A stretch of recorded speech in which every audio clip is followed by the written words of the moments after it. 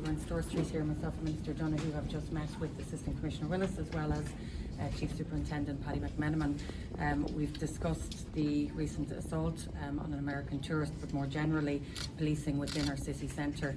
If I could say at the outset, I just want to wish nothing but the best for that gentleman. This was a vicious, unprovoked attack that should not have happened.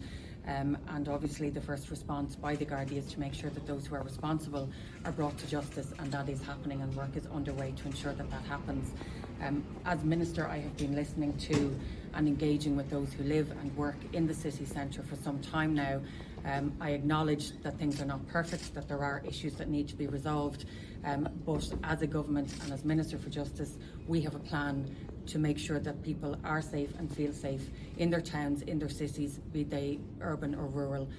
We have the biggest budget ever allocated to Garda Síochána. We have funding allocated to ensure that Gardaí can be recruited while we're not at the numbers we would like. Obviously that is a number one priority for me. We have additional funding to make sure that Gardaí have the tools and the resources that they need to do their job as efficiently and effectively as possible. As well as that though, we have passed only in the last week new laws to make sure that people realise these crimes are taken with the utmost seriousness. So assault causing harm has gone from 5 to 10 years for maximum penalty. Assaulting a member from Garda Síochána has gone from 7 to 12 years maximum penalty.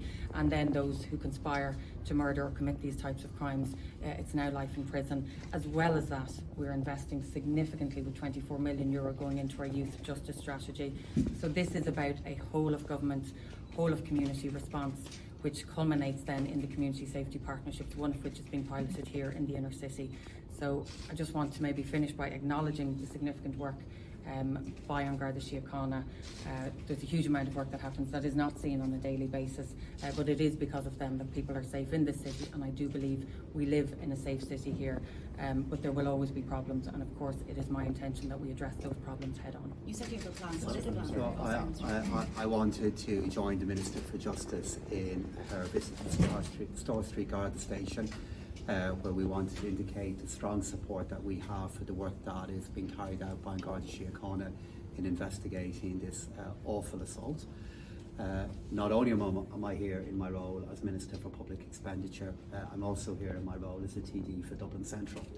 And I have been attending and supporting various initiatives here in Store Street Garda Station now for over 15 years, and I have seen the impact that those initiatives have had in dealing with crime within Dublin Central, and in particular dealing with the awful cycle of murder and organised crime that did take hold in this part of our city over a number of years. And I know how excellent is the work of policing our city centre that is carried out by the guards here.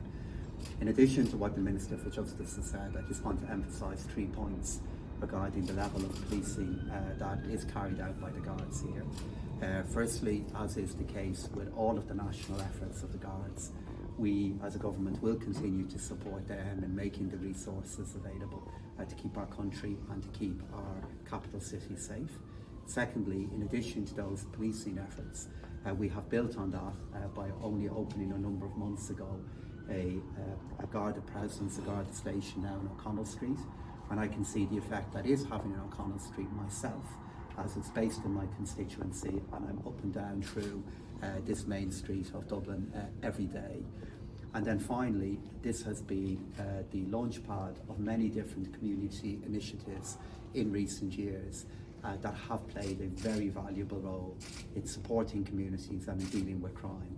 We have the North East Inner City Task Force, which, while it's primarily focused on the communities around our city centre, has been at the frontier of how we can invest and support in communities. And then secondly, just around from here, we then have the new trial of a community safety forum with its own office to support the work of the guards in preventing, reducing and responding back to crime.